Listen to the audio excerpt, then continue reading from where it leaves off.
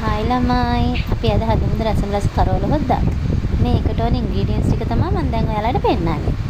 මම ඉතින් මේ ඔක්කොම සෝදලා කරලා ලෑස්ති කරගෙනයි තිබ්බේ. ඉතින් ලෑස්ති කරගත්තට පස්සේ මට හිතුණා චුටි වීඩියෝ එකක් කරන්න. මේ තියෙන්නේ තල්පත් කරවල. මේකෙන් තමයි මම අද හොදි හදන්නේ. අපි දැන් මේ ඔක්කොම බාජ්ජනෙට දාගමු. ඉතින් ළමයි මම වීඩියෝ කරන්න නම් පළපුරුදු කෙනෙක් නෙවෙයි. මේක ආසාවට කරන්න හිතුණා මට.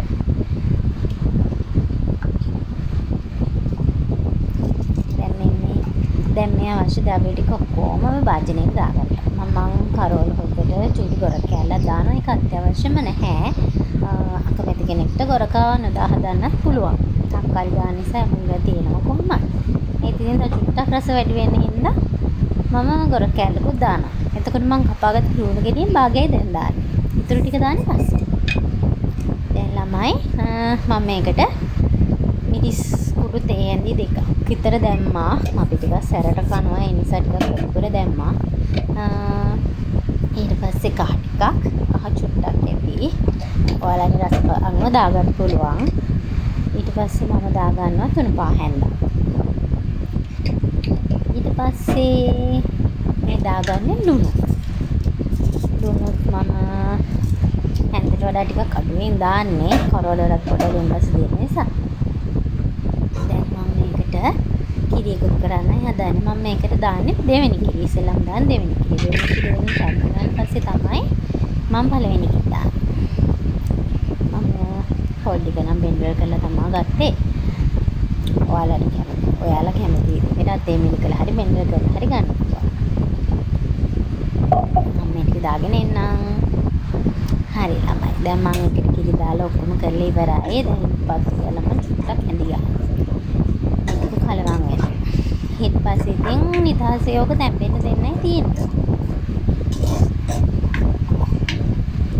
මේක නිදහසේ තැම්බුණාට පස්සේ අපි හම්බෙමු. දැන් මම මේක වහනවා.